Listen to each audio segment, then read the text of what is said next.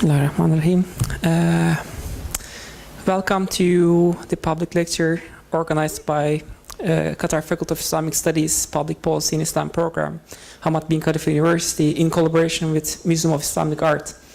And as the director of the Public Policy in Islam program, on behalf of our faculty, I would like to welcome all of you here joining us tonight for this wonderful and very exciting public lecture by Professor Robert Hillenbrand. And very shortly, I would like to introduce you Professor Hillenbrand, although his work is globally well known, and I'm pretty sure you are familiar with his work. Professor Hillenbrand had his formation in the University of Cambridge and University of Oxford University, sorry. He had visiting professorships across the world. If I start counting them right now, I would be the speaker for today, so I will not. He published 21 books. 10 of them are under his authorship, and 7 of them are edited and 4 co-edited. His research interests are mostly Islamic architecture, iconography, and Islamic art, and painting, and especially with special focus on Iran and early Syria.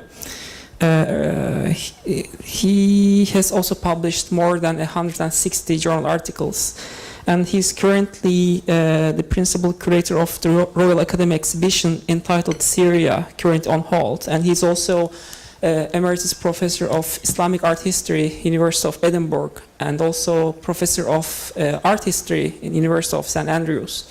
So please enjoy, and approximately the lecture will be 40 minutes, 45 minutes? 50 minutes approximately. Afterwards, there's going to be a Q&A session.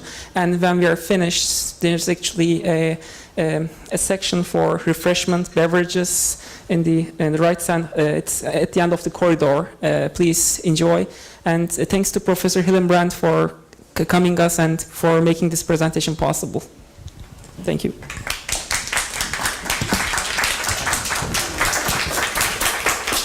Is this working? Yes. Okay. Sometime in the year 391 Hijri, which corresponds in the Christian calendar to 1000 to 1001, the celebrated calligrapher Ibn al-Bawab wrote the colophon for a Quran whose copying he had just completed in the city of peace, Madinat as-Salam, Baghdad. Did he, I wonder, realize that he was making history? For specialists in Islamic calligraphy, the name Ibn al-Bawab is one to conjure with, for tradition ascribes to him the crucial achievement in refining the so-called proportioned script, al-Khat al-Mansub, of his celebrated predecessor, Ibn Muqla. I don't propose in this paper to examine the precise ways in which Ibn al-Bawab might have executed these unnamed improvements. Such a discussion is speculative from start to finish, because no specimen of Ibn Muqla's calligraphy, which everybody accepts as genuine, has survived. Yet that hasn't discouraged detailed and fragrantly unhistorical attempts to analyze Ibn Muqla's innovations, and here's one of them. Welcome logic, farewell fantasy. But the Quran of Ibn al-Bawab is not important just because it is the unique survival of a great calligrapher's handiwork, even though that has traditionally been the reason why people single it out for comment. No, this little book, about that size, has a much greater significance, because in it there converge so many innovations that it's nothing less than a hinge of Islamic culture. This volume marks a great divide. Afterwards, there was no looking back.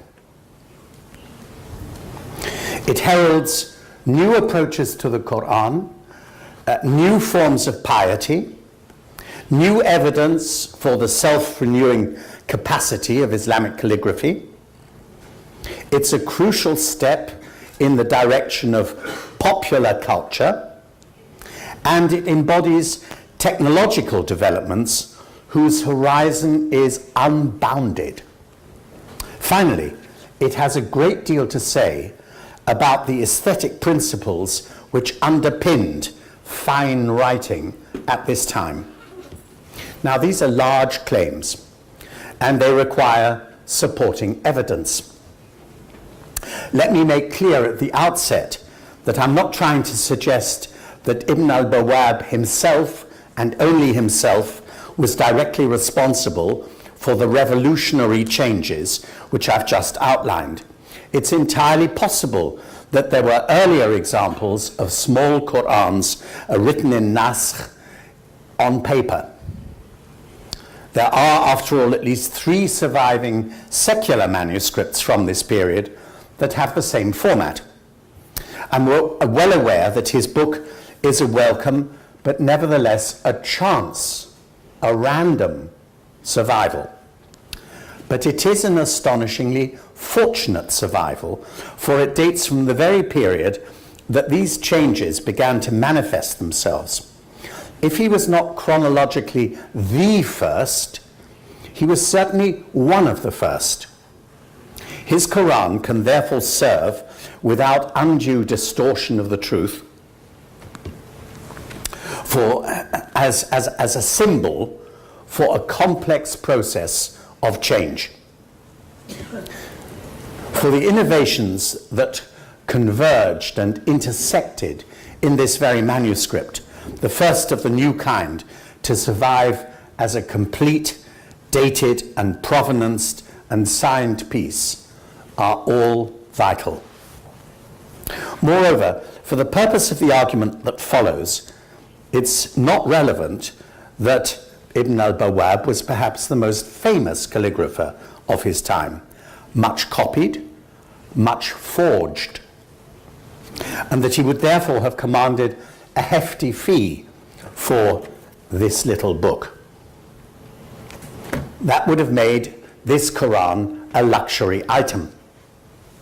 What matters is that the developments I want to analyze today can reasonably be linked with Baghdad, the premier metropolis of Islam, at a time when its cultural and religious prestige was still high. This was not a series of discoveries made in some obscure provincial town.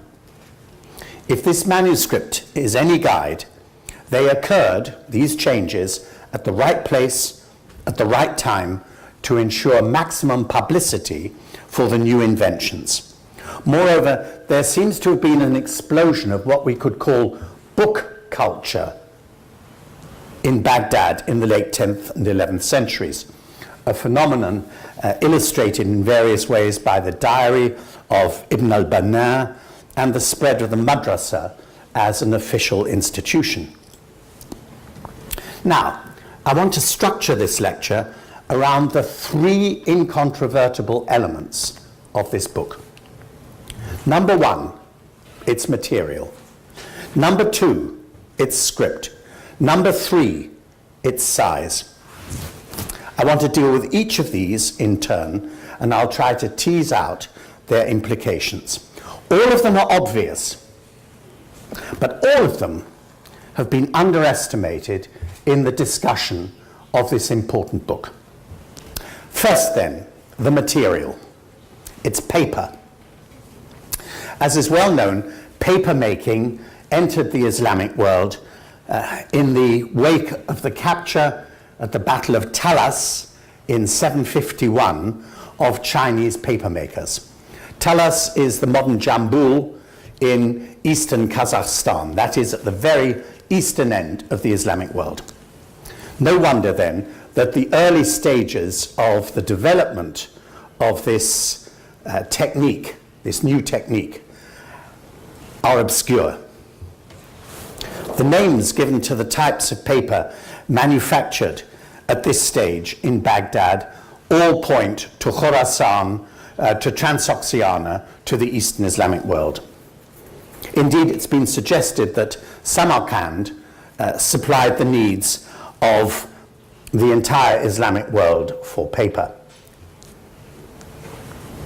It's perhaps not surprising that this newfangled, unusual material, paper, should have been rejected for so long for use in Qurans.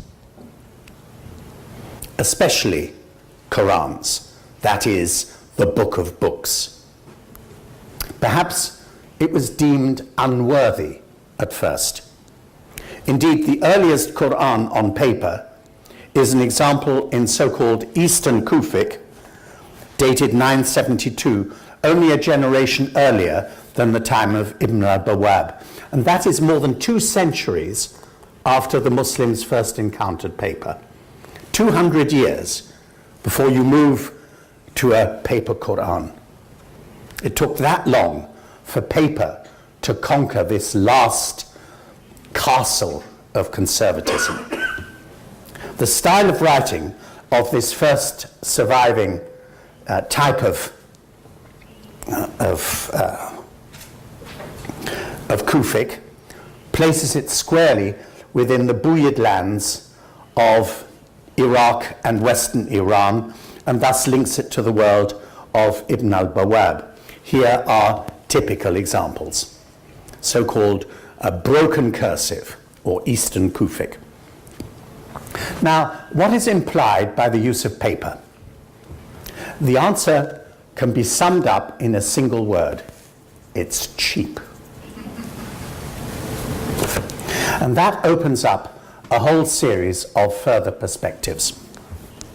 In comparison with animal skin, parchment, or vellum, the only serious competing material for Qur'ans, except in Egypt where papyrus was widely used, paper demanded materials that were much cheaper and more easily available than wild gazelles or cows. And by the way, when I say a cow, I actually mean a fetal calf. I mean that a cow was killed while pregnant so that its calf could be used for the skin of the Quran, because the underbelly of the calf is the best type of vellum. Now you imagine what that means in a world where the difference between wealth and poverty is a cow.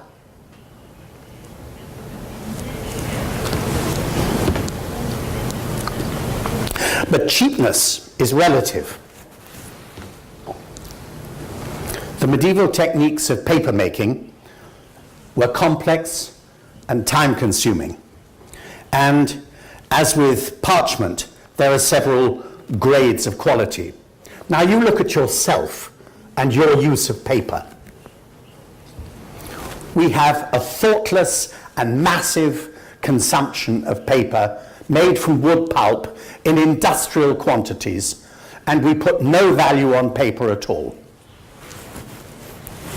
And so we mislead ourselves in looking at medieval paper. The situation in the Middle East in medieval times was quite different. Hence the frequent reuse of paper. People bought books and then sliced out the unused leaves for later use.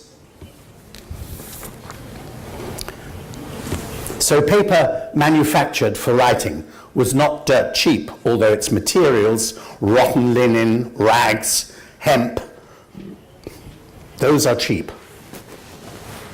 In fact, few aspects of the medieval book trade could be described as cheap. Nasir al-Khusro, the Iranian, visits Cairo in around 1050, and he notices that the merchants in the bazaars are wrapping up the things they sell in paper. And he comments on that. Quite clearly, in distant Iran, you wouldn't waste paper that way. So Egypt was obviously making very cheap paper, wrapping paper. The only evidence as to the price of paper which has yet been published is a reference from a 10th century papyrus document, and therefore I think it probably refers to the situation in Egypt, stating that 33 sheets of paper cost 1.66. It is deeply frustrating that the currency is not mentioned, and you therefore have to choose between the gold dinar or the silver dirham. Either way, this is significantly cheaper than vellum, but it was still not cheap.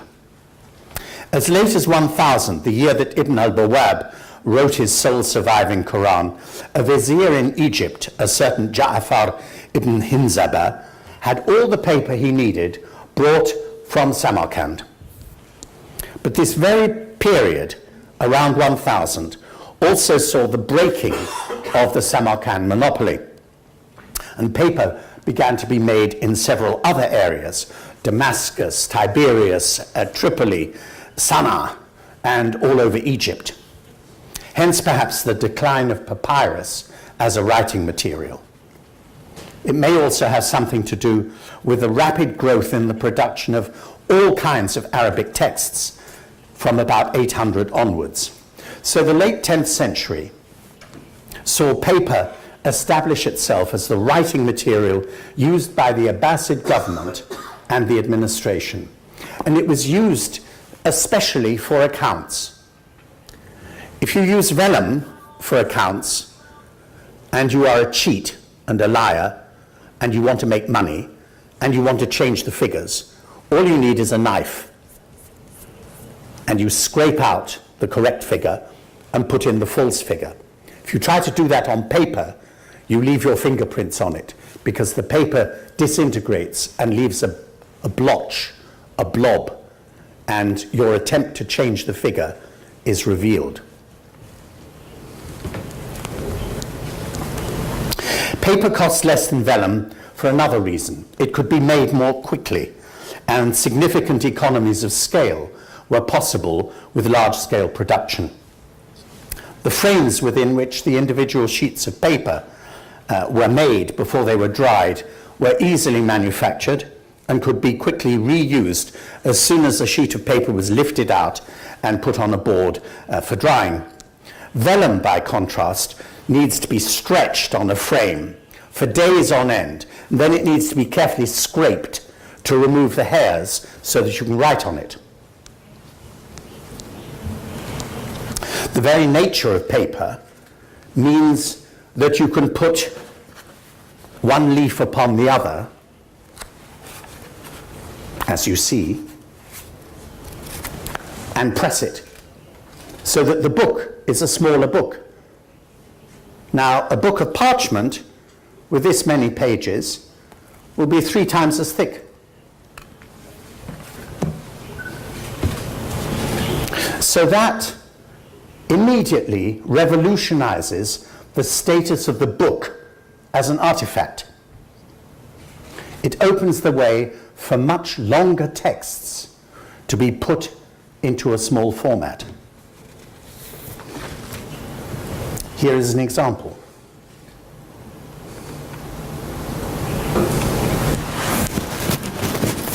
It's a book on lexicography by a certain An-Nahwi, dated 976. A full sheet of the kind that was usually used for a big Quran could be folded now once, creating 4 sides instead of 2, or it could be folded twice, creating 8 sides instead of 2. Now, the fact that paper, as against parchment, offered dramatic savings in material and labor, with a concomitant increase of speed in production and of quantity of output, and of much more text within the covers of a volume, means that the market for books suddenly exploded. Baghdad especially, as Ibn al-Nadim notes, was a major center for the book trade, with a street named after the booksellers, Sharia al-Waraq, which contained 100 of their shops. All of this meant a wider range of patrons, a wider range of uses. Books stopped being the property of the very rich, and so learning, education itself, was made more democratic. Once the Quran, the core book of Islamic culture, began to be copied on paper, it could be said that paper had well and truly arrived and could be used for all kinds of texts. In sum, then, the impact of paper on Islamic culture culminated in the lifetime of Ibn al-Bawab, who died in 1022.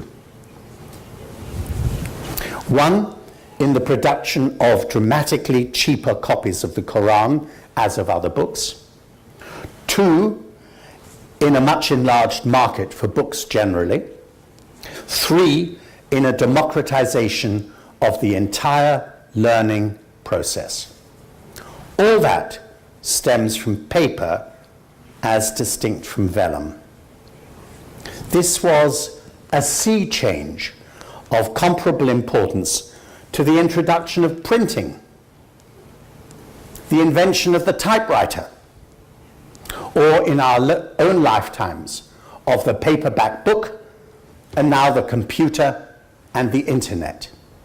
The invention of paper, the use of paper on a big scale, is a Gutenberg moment. It's a Bill Gates moment. It changes the landscape forever. So much for my first theme, paper. I come now to the second significant element of this little Quran, its script. This is the first surviving dated Quran to use naskh, the standard cursive script for the body of the text. The first complete surviving dated Quran. There are earlier leaves, but not a complete one. It has other scripts as well. And I don't have time to explore what caused this preference for a standardized, rounded script. But again, there are many implications. For some 350 years, all Qurans had been written in one form or another of Kufic script. And the result was that by the year 1000, the association between Kufic script and Quran had become automatic. But for all other texts, except the Quran, various forms of naskh or cursive script were in use. And they were used as the standard means of communication for letters, for bills, for contracts, for graffiti, as well as for more formal literary purposes. So the key breakthrough is to use a script whose prime associations were secular for a religious purpose, copying the Quran.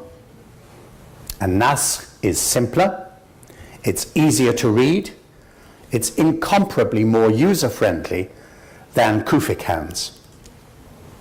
So why use naskh? Was it to do primarily with the Quran, or did the motivation have more to do with the script? If the prime focus of change was the Quran itself, then the obvious purpose of that change was to make the sacred text more legible than ever before.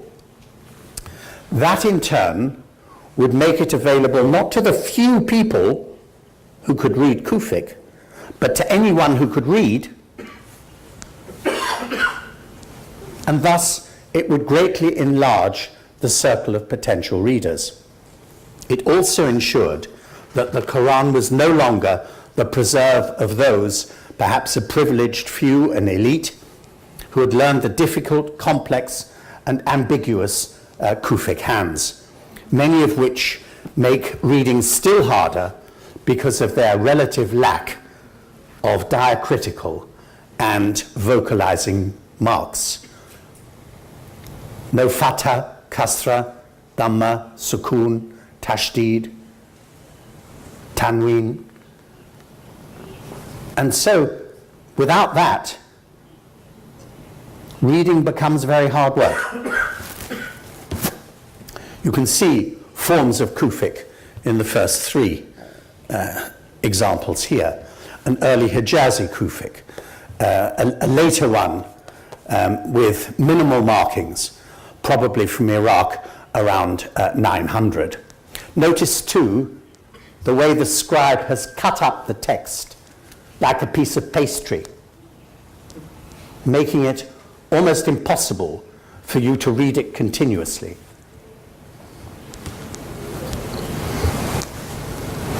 But with Ibn al-Bawab, there is no ambiguity. It's furnished with diacritical marks. Let's go back to it. Here you have it. And it's also fully vocalized.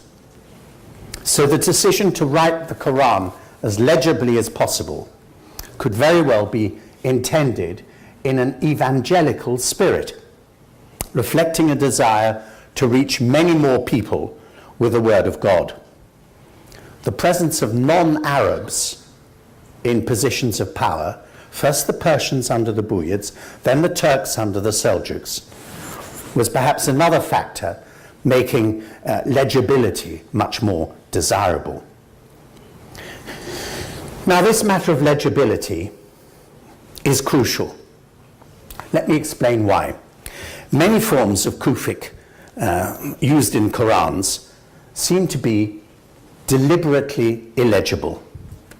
The eye recoils at the way that the words are cut up and rendered almost unrecognizable. Perhaps this follows from a system of teaching calligraphy by making the pupil copy individual letters. In the Maghrib, where pupils were taught to write entire words, this didn't happen.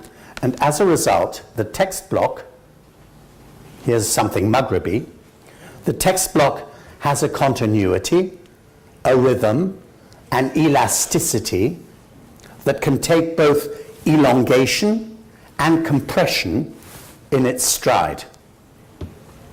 But the intense focus on a single letter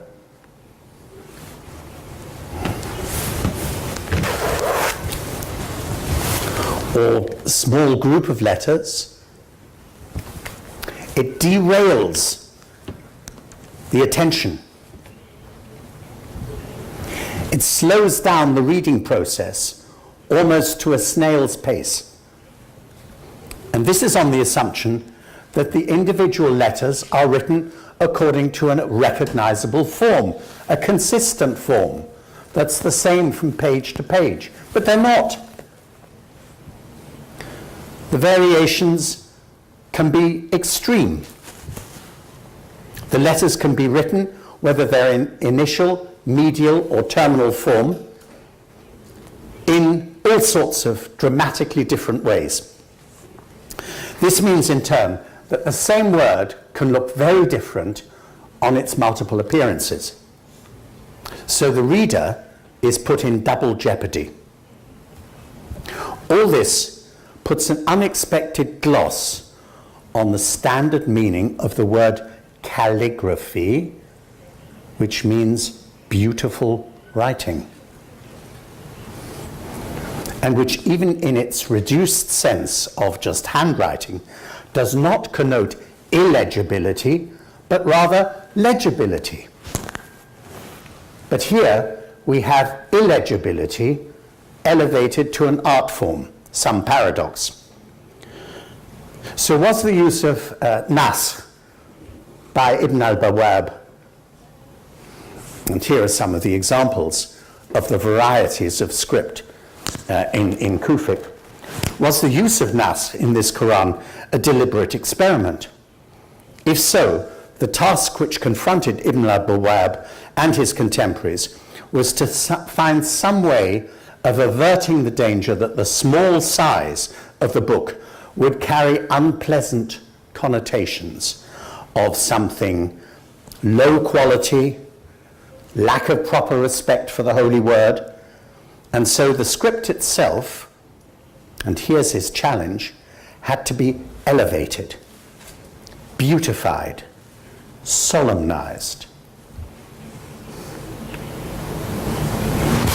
Not to look like Kufic, but to look also not like a laundry list, not like a shopping list, not like a quick letter you've dashed off to a friend.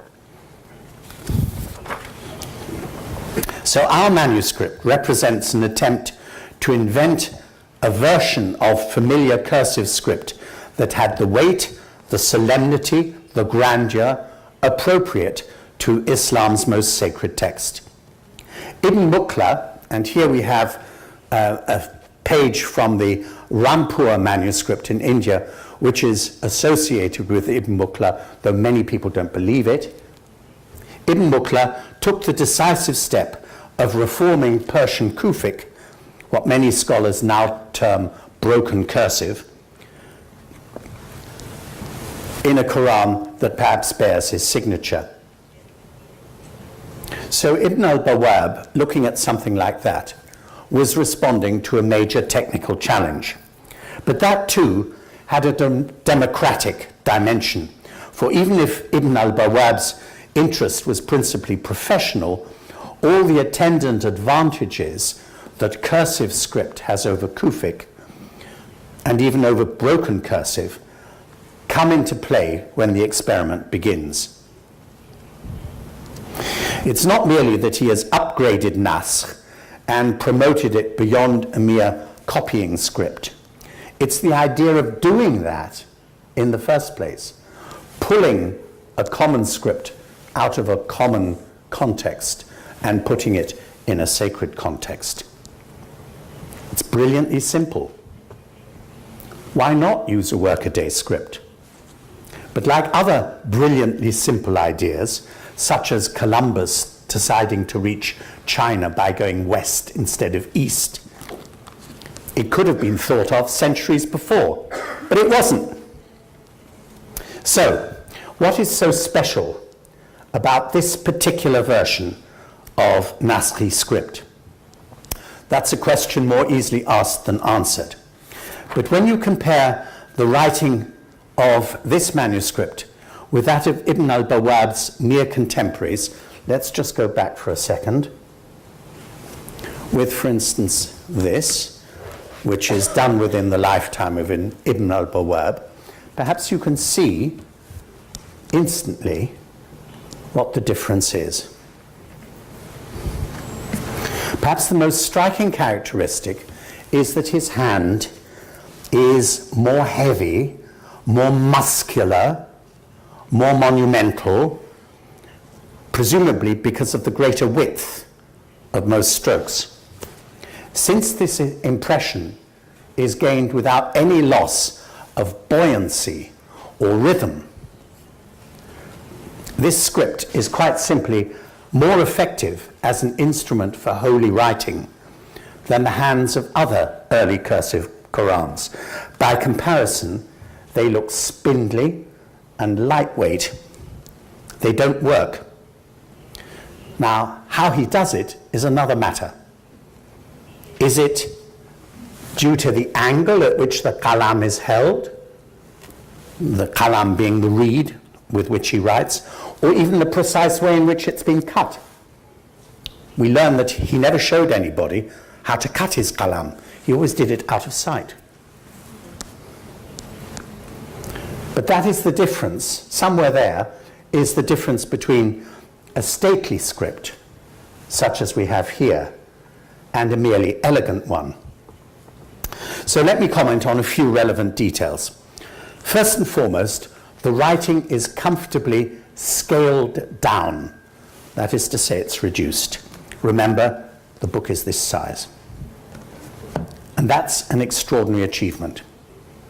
It is not only naskh, but naskh, as we would say in computer language, of a modest point size.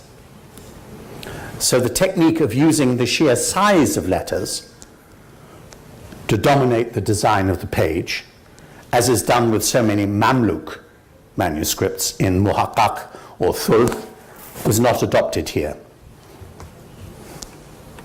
There's a typical use of size to make an impact.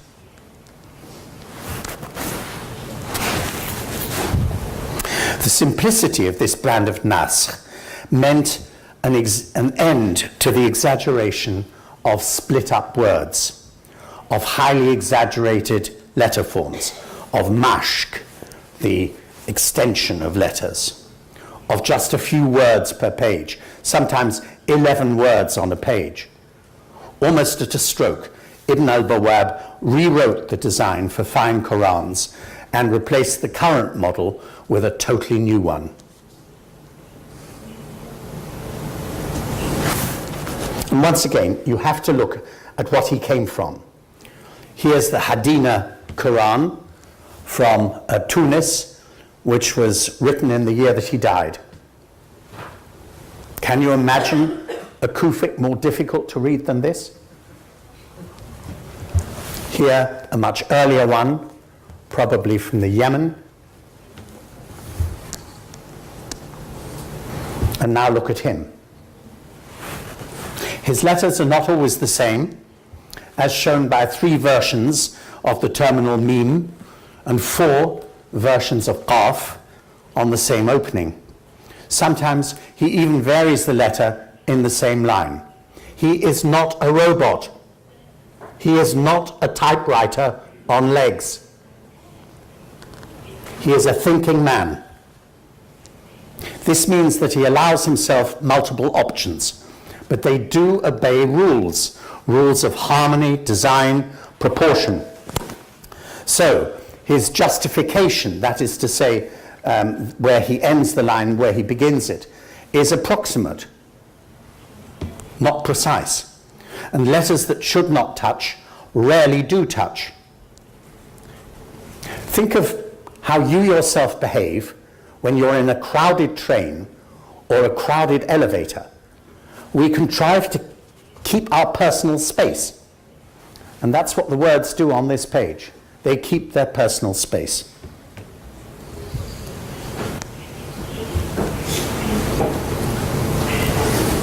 In other words, he makes constant minor adjustments in line by line. He's not afraid of overlap. He saves space by having 3 dots at the end of an ayah. And he writes not absolutely straight and not with a backward sloping hand, but with a slight forward lean so that you're encouraged to continue reading. And he uses these sublinear flourishes to make your eye continue, these bowls, which drive your eye further on and make it easier to read. But he's also adept at magicking up space for markings as he goes along. The letters are not of even width, but paradoxically, the overall impression is precisely the impression of even writing. Even when your eye tells you this is not even, it looks even. So let me try to summarize Ibn al-Bawab's achievement in this Quran. This is essentially a readable text. The script flows. The letters are formed more or less as they should be in common script. In spite of close compression, Ibn al-Bawab seems to sense instinctively how to ensure that there is just the right amount of words on the page, even when the text block seems dense and full. Somehow he manages to create a space, or at least the illusion of a space, which is the same thing. And this is absolutely vital because Arabic has no majuscule, no capital letters, and there's no punctuation. So it's a challenge to make the text readable without punctuation, without paragraphing, without capitals. He seems to have a context of the concept of the whole text block at a glance. A kind of mental grid into which each word slots sweetly and easily, inevitably, so that each vertical and each horizontal is in place. There's nothing mechanical here. There's no pre-echo of the fixed intervals of a computer text or a typewritten text. Now, in order to show how well he does it, you have to look at a contemporary who does it really badly. This is the British Museum Quran of 1036, done 36 years later than Ibn al-Bawab. And it shows the ruinous result when these subtleties vanish. The text in this manuscript seems to have no room to breathe. There are very few extensions of the letters, and those are placed irregularly, seemingly at random. The result is that for the eye, I mean, there is the occasional enlargement, but very little. For the eye, there is no let-up. You get more and more tired as you read. There are none of the subtle rests for the eye that make the calligraphy of Ibn al-Bawab such a pleasure. Moreover, his nas has a regularity, a compactness, and an overall lack of flourish or exaggeration that allows him to put plenty of words on the line and plenty of lines on the page. So that means that fewer pages are needed to contain the entire text, and there is a great saving in the cost of paper. So the choice of script, which also involved a choice of scale, in this case a modest one, was a choice in favor not only of legibility, but also of cheapness, and therefore of accessibility of the sacred text to more people. This brings me directly to the third section of this lecture, the issue of size. Once again, we people of the 21st century are ill-equipped to assess this topic adequately. We are too used to paperback books, to Penguin 60s and Livre de Poche. We think nothing, as private citizens, of owning hundreds or even thousands of books. For many of us, they are not only cheap, they are disposable. Watch what many students do when they leave university. So it takes an effort of the imagination to conceive of a world in which books as such were rare and precious and big. They were relatively rare because literacy itself was the privilege of the few. They were precious because everything about them was handmade and took a lot of time, and often costly materials, as well as skilled craftsmanship. And they were big because it seems not to have occurred to people that they could be much, much smaller without losing their usefulness. Take a Quran like this, and it's not even one of the big ones. We're looking at one of the really big ones. We're looking at a Quran for which 800 pregnant cows were killed. And if we have a Quran with many fewer words on the page, then we're talking about thousands of animals being slaughtered. All these factors then, rarity, expense, size, functioned as instruments of exclusion and privilege. Effectively, such books were about status, even if they were not so intended. It's this situation that the Quran of Ibn al-Bawab and other slightly earlier Qurans and other texts in broken cursive like it, challenged in the most radical fashion. And size is a key element in the equation. Let's look at some of the implications. A picture is worth 1,000 words. How would you like to read that book? That's a typical early big Quran. It's plain that the size of the volume has a lot to do with its relative cheapness. A page of Ibn al-Bawab's Quran, which is exactly this size, measures 17.5 by 13.5 centimeters, and it contains 15 lines. A luxury Umayyad Quran from Sana'a in the Yemen, written on vellum some 3 centuries before, has a page 3 times that size. This, by the way, is a prop, just so that you don't forget what I'm trying to tell you. 51 centimeters by 47 centimeters. And I'm not taking account of all the trimming of the margins on all 4 sides, which would have made this maybe twice as big.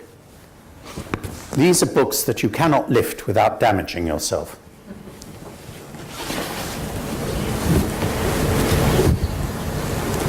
Many early Qurans have only 6 lines a page. And not to labor the point,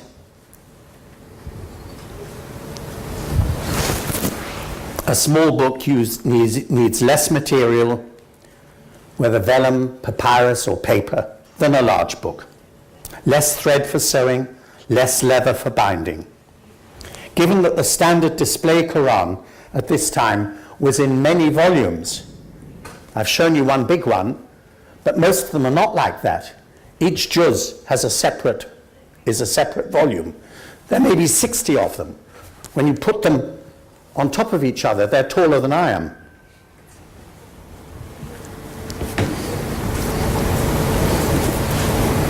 The last thing that such Qurans were used for was for reading. They were a symbolic presence in the mosque, like the carpets or the matting with mihrabs or qibla-pointing niches woven into them. Not surprisingly, this lesson of economy was learnt not wisely, but rather too well. There are still wonderful display Qurans produced, but this is the way of the future. And these Qurans get smaller and smaller. In the decades after Ibn al-Bawab, his 286 folios are reduced to 202, then 175, and then down to 74, in the case of a British Library copy of 1036. In much the same way, later examples are of still smaller scale. You might think, this is small enough, but they get to be half that size, a third that size. Such as the Khalili Quran, 14 by 11, and the smallest of the group is miniature. Dated 1037 in Dublin, it measures 9 by 7 centimeters. It's precisely these cases that highlight the well-nigh perfect balance struck in the Quran I've been discussing, for they illustrate how precarious the balance is. You can make it too small. You can make the script too small. You can make the book unpleasant to read, not just if it's too big, but also if it's too small.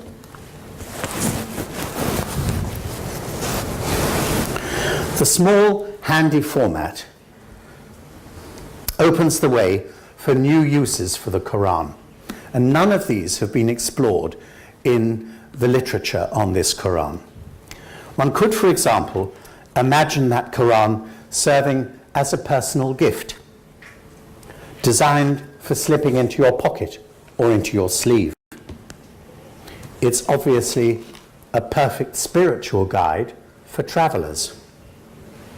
It was ideally suited for devotional reading at home, in private, and was thus an adjunct and encouragement to private piety and not public piety on a daily basis.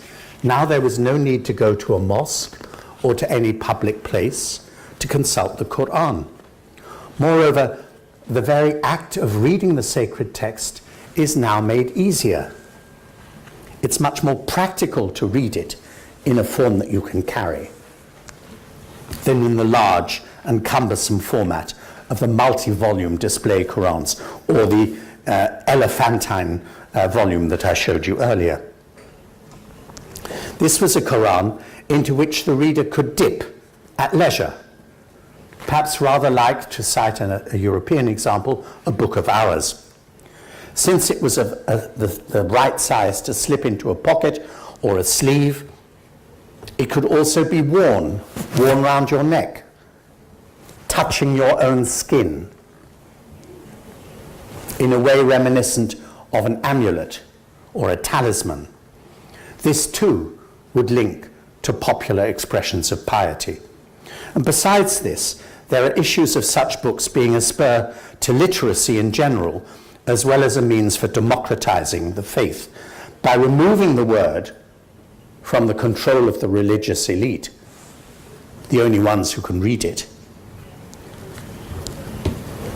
and putting it into the hands of many, many more people. I almost said putting it into the hands of the man in the street. The very same process that Europe was to undergo in the 15th and early 16th centuries. This kind of Quran fosters independent thought. It offers an alternative route into the Quran from that provided by memory alone. And it makes reference and cross-reference much easier. We should remember too that a big book, unlike this one, is physically intimidating and distancing.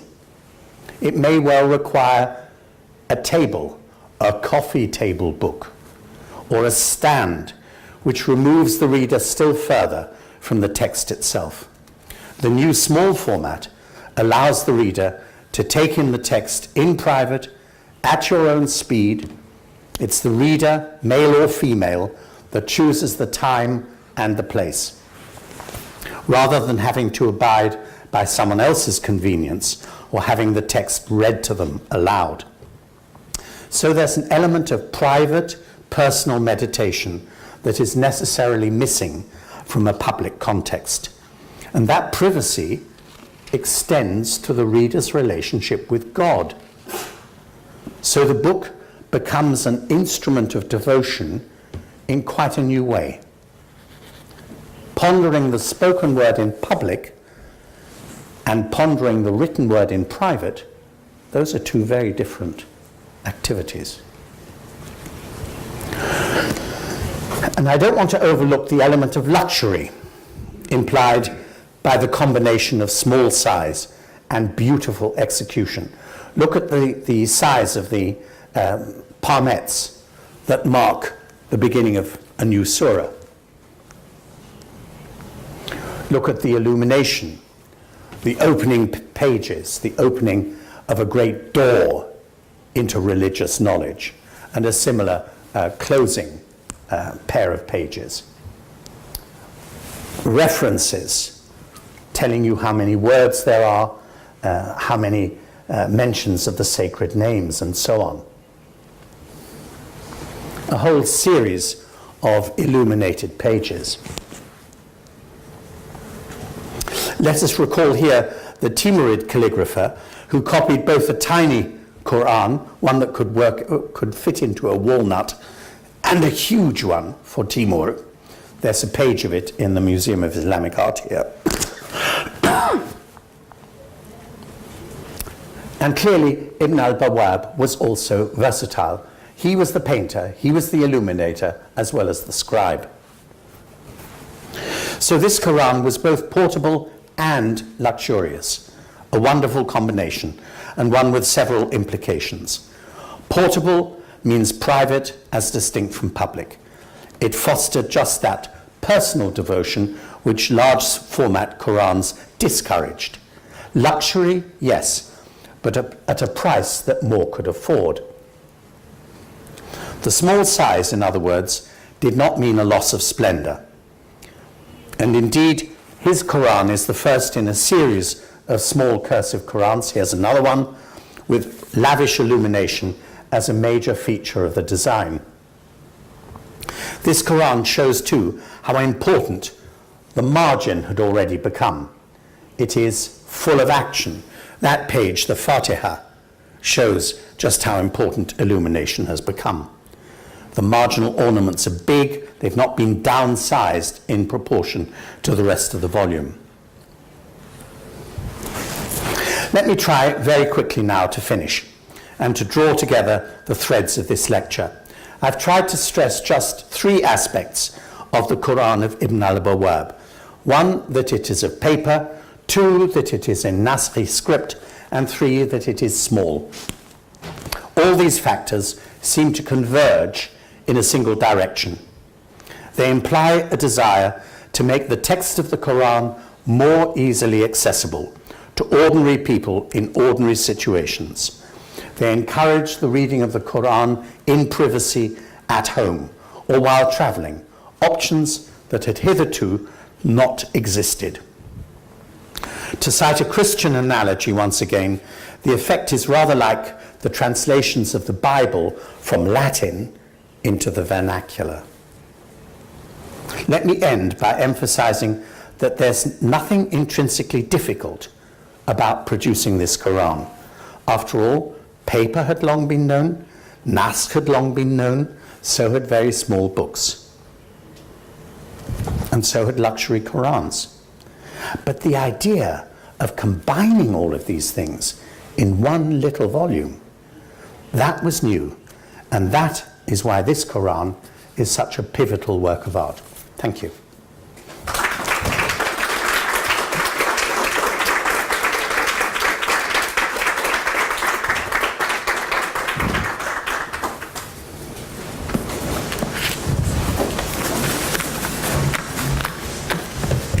Thank you so much for Professor Hillenbrand. I think we can start the question and answer period right now. Sure. Would you like to take the whole, 2 or 3 questions together and answer collectively or one by one? No, I'll take them one by one. Okay. Please, Mr. Yeah. Thank you, Professor. Quite an interesting topic that really we didn't know much about. I was wondering if you can share with us the reaction or the reception of the religious elite, the establishment at the time, with regard to such a Quran. Were they receptive of it, or did they have a problem with the issue, just like they had with the printing press, having the sacred text going so common? I mean, I would appreciate if you can share with us some of your thoughts on this. The printed text, that happens about 500 to 600 years later. And most of the printed texts in Arabic were done in Europe, far away from the Muslim world.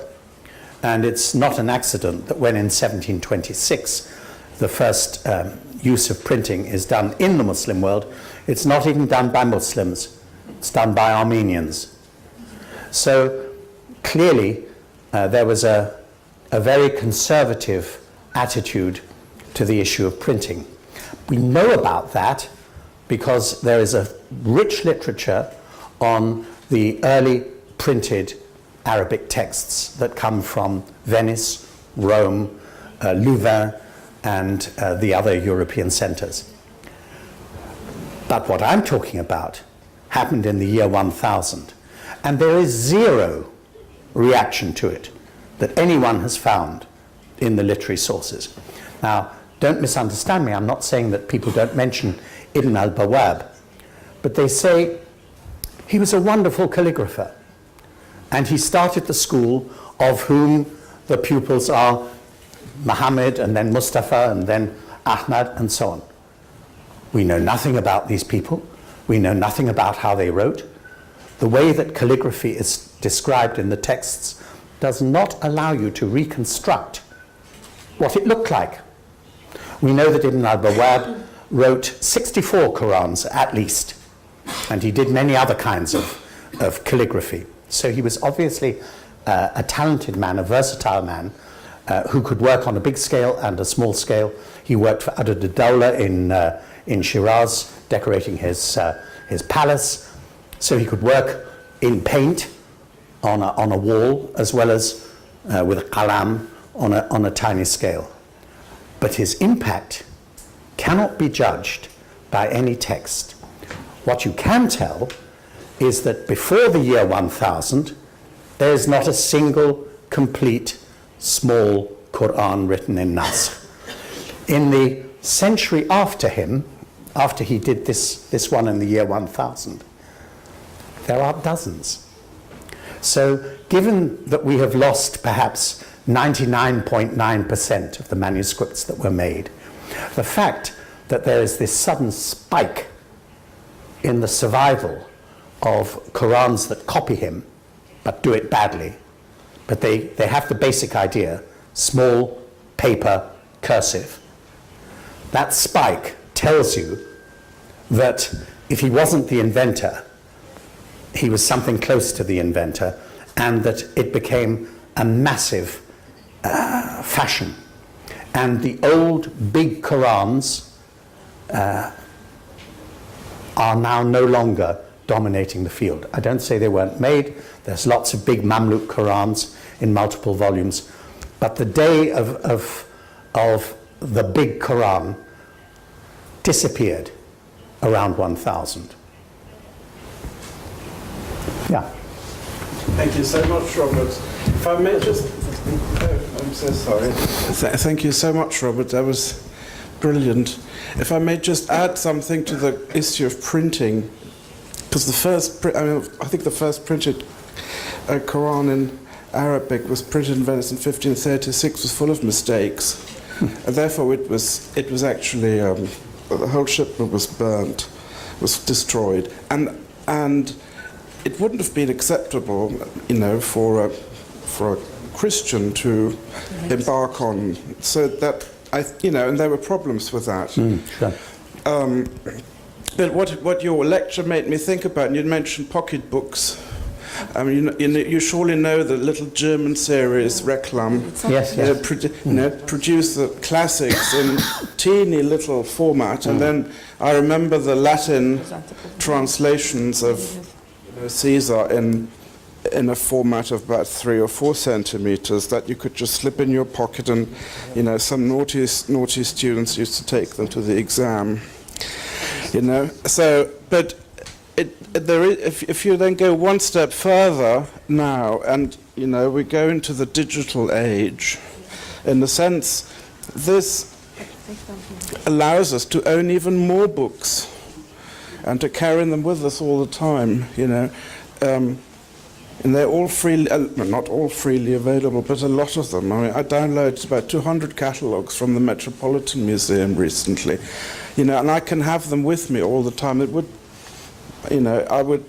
cost hundreds and hundreds and hundreds of pounds to ship them if you wanted to take them with you everywhere you go. You can't. And so, in fact, this is kind of the extension of, which made me think of that, really. I mean, we're so opposed to this, but actually this sort of democratizes the availability of the written word in many ways. The e-book. Yeah, the e-book. Yeah. One book that can be read by 1,000 people. Yes. You don't have to pay for it. Exactly. So that's why I said this is a Bill Gates moment. It's the 11th century equivalent. It's the 11th century equivalent of going online. Obviously an earlier stage of development. Yes. Well,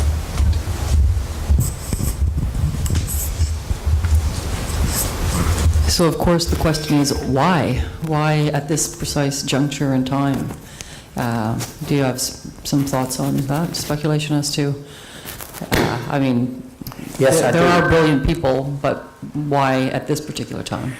This is the century of the book in Baghdad. And it's the century of the book in Baghdad, specifically, which is where he made it. Suddenly, everybody's interested in books. Suddenly, there are whole streets full of booksellers. And I think that new openness to the book, which coincides, it's a fortunate conjunction with the coming of age of paper and the disappearance of vellum and the disappearance of papyrus. It's a chicken and egg thing, but there's no question that around the year 1000 there are far more manuscripts being copied than ever before, and the principal center for it is Baghdad. So he is in the London, the New York of his time, and he is the most famous calligrapher of his time. And it's a wonderful coincidence that we have a complete manuscript signed by him at this time. So I think it's to do with book culture coming of age, and it's the moment for doing something with what had earlier been a scribble and elevating a scribble into fine calligraphy. That moment had come. So I think there's very much an intellectual context, and there's a physical context in the final acceptance of paper, the final removal of vellum. And if you read the chronicles for the 10th century in particular, and you look at the stories of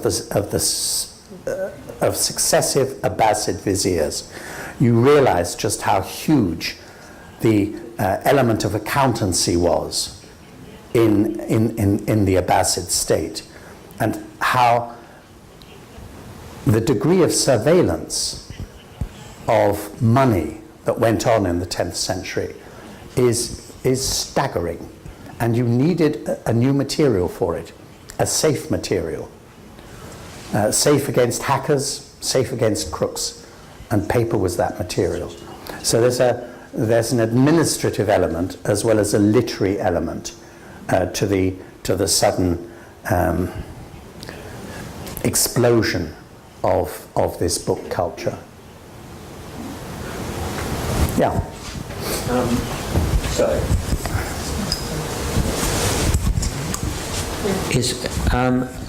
Thank you very much. That's a wonderful lecture. Is there much known about the author, if he travelled at all, about his life?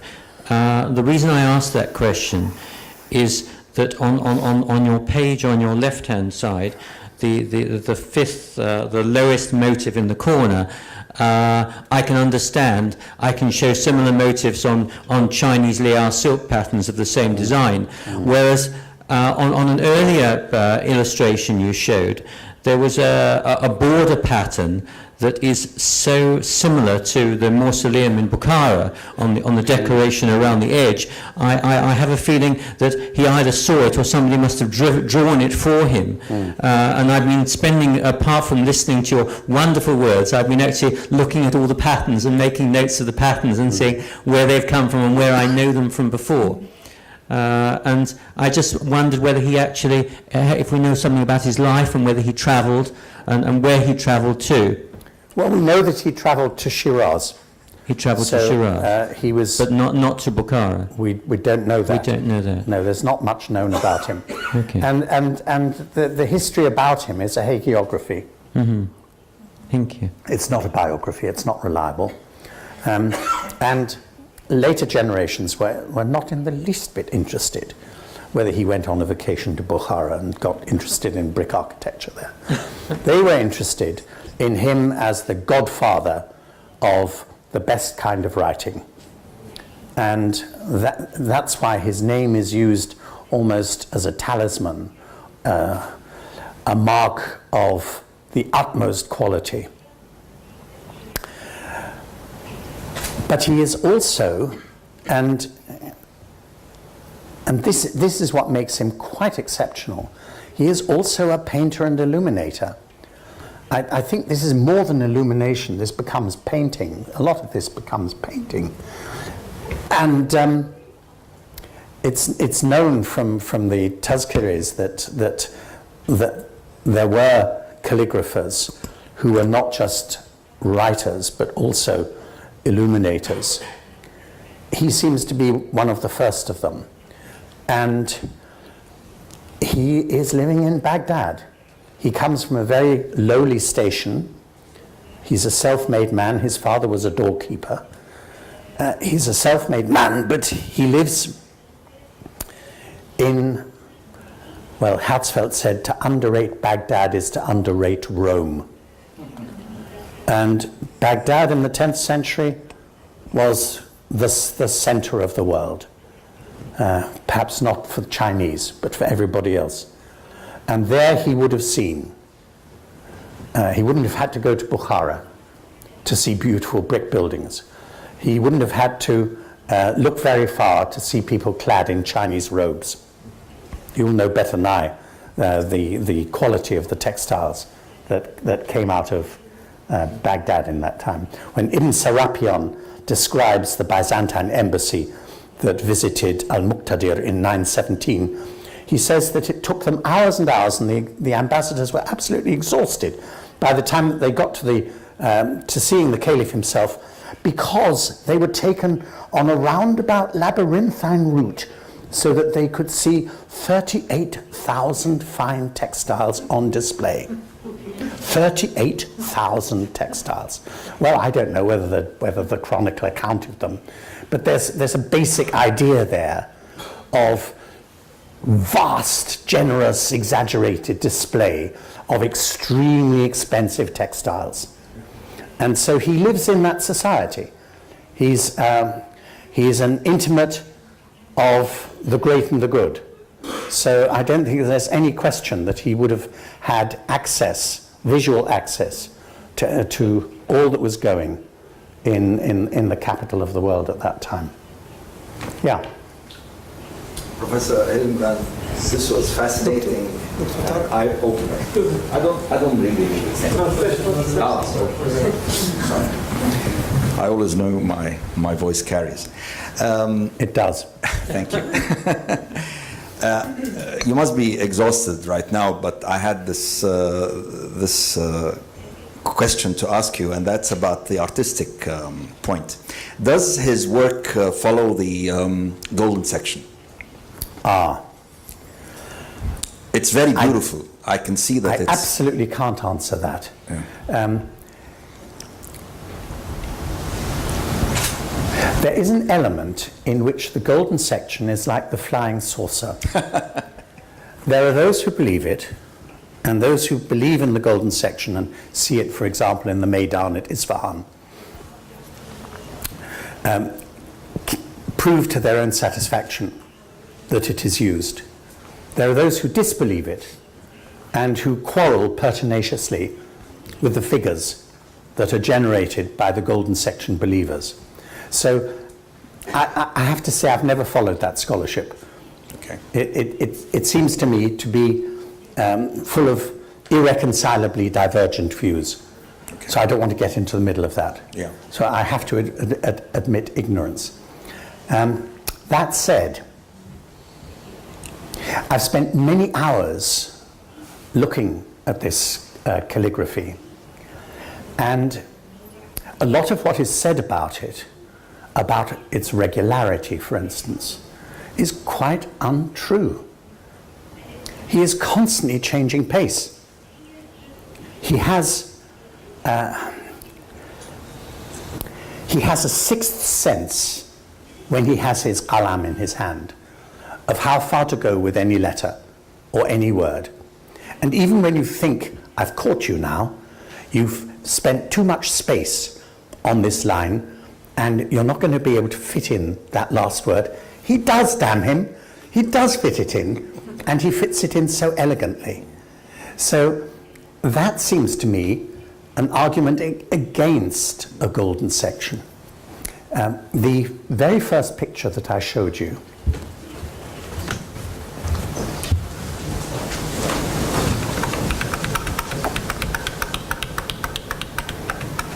oh, come on.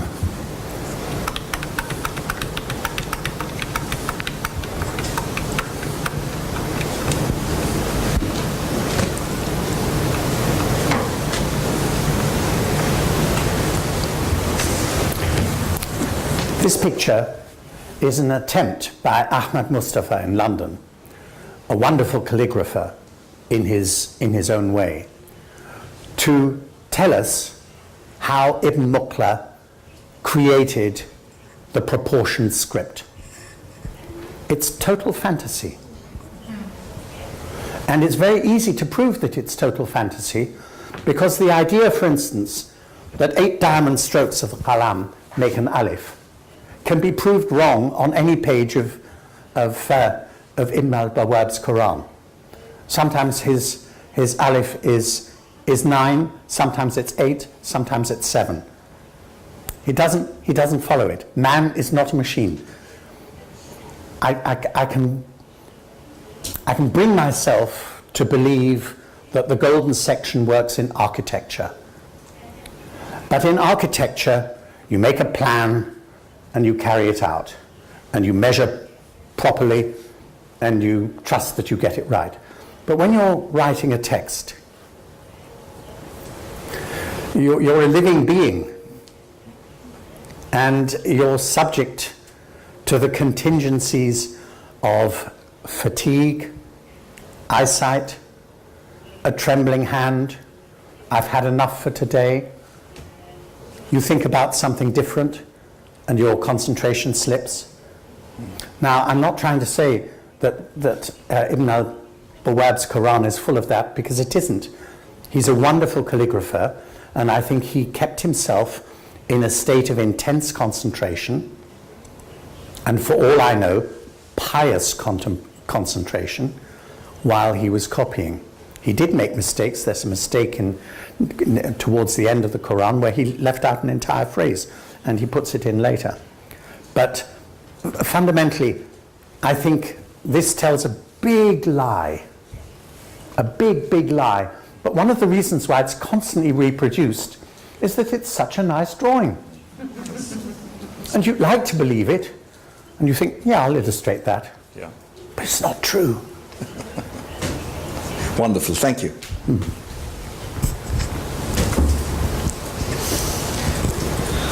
Let's have one more question. Mr. Karuba, please. Microphone.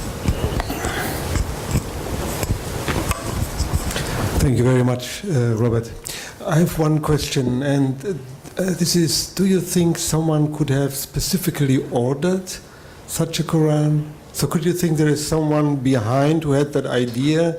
I want to make the Quran more accessible. I want to change the size. I want to, get it out. That's a very nice idea. It's a very nice idea. And there's something in favor of that, not in the script, but in the decoration. The decoration is extremely expensive. It uses extremely expensive materials. Where did he get it from? We know from the way that medieval workshops were organized that the people in charge of the workshops regarded all painters and illuminators as crooks. They were all looking to get expensive materials which they could sell off on the side. So if you say you need 2 ounces of ground lapis lazuli, give me a good reason. So when you see the amount of expensive minerals that are used in this manuscript, and when you look at a full colophon, which does not mention a patron, you're puzzled. Did he write it for himself? Was this his own personal luxury? I have no idea. Was it for the market? There's one other important Islamic manuscript of the same kind of significance as his Quran, which is the Shefa Hariri of 1237. Now that's the finest of all the Maqamat illustrated manuscripts, has 99 illustrations. It must have taken a great, great artist many, many months to prepare. It too has a very full colophon, and it mentions no patron. So did these two works of art get created for sale in the market to an unnamed patron, or were they done by the artist for himself? There's no evidence either way. You can't answer that question. But I think somebody did make the triangulated decision to bring these three things together: the size, the paper, the script. And this was the result. But if you think that 99.9% of everything that was produced in the medieval Islamic world has gone, then it's a long chance that the one thing that survives was actually the very first. I really can't tell. It's an interesting idea, though, that this is an invention that didn't just happen, but was very deliberate. A deliberate striking out in a new direction. Yeah, I can believe that. Any more questions, I think? Please. Forgive me, I know nothing about Islamic calligraphy. I'm learning here for the first time. Is there any indication, have any of these things been x-rayed in as much as, is there any indication of any underdrawing of any sort, or is it just written straight off the top? There's no sort of pencil or pre-preparation, pre-thought to the page and pre-thought to how it was going to be thing, or is it just like a Japanese calligraphy that's written straight with as enough ink's on the brush, and you finish the brush stroke and that's the end of it? Well, I remember watching a calligrapher in the Isfahan Bazaar draw a straight line. And it was a straight line on a sheet of paper that big.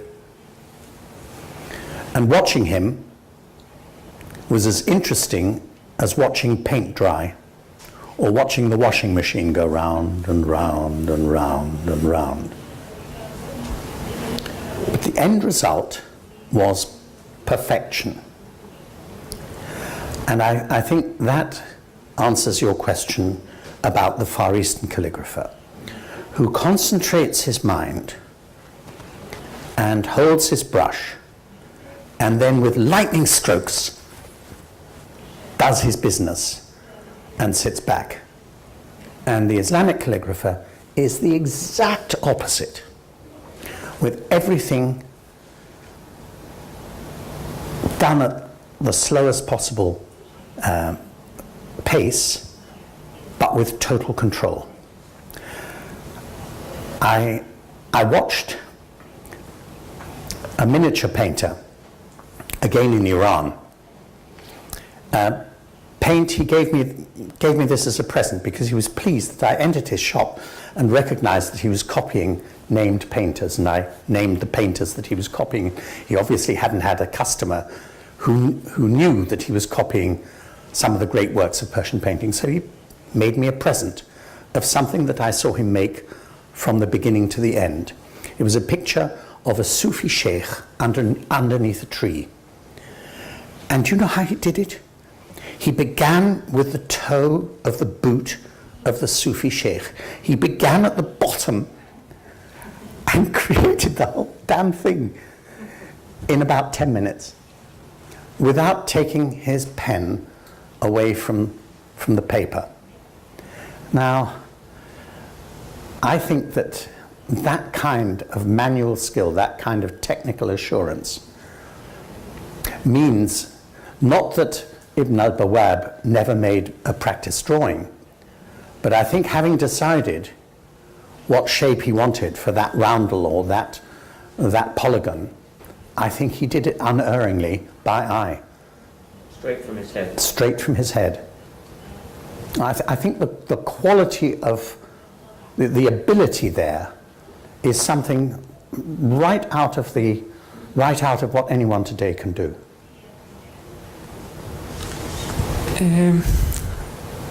Thanks to everybody. I have 5 very small points actually. First of all, we are honored as Qatar Faculty of Islamic Studies. We are honored to have you today, Professor Hillenbrand.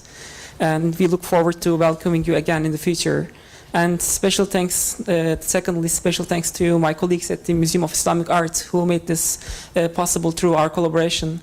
And thirdly, special guests, actually our colleagues, students, thanks so much for coming and joining our event. Number 4, our events are continuing. The closest one on January 28th, a workshop that we are organizing as Public Policy in Islam program on botanic preservation in Islam. If you are interested in to learn natural sustainability, nature resource management from Islamic perspective, please join. And you can also visit our website qfis.edu.qa to be informed about our forthcoming events. Many more are coming on the way. And number 5, we have some refreshments and beverages outside. Please join, and maybe our discussion could go maybe on informal basis. And we look forward to seeing you again in the near future, inshallah. Ma'as salam.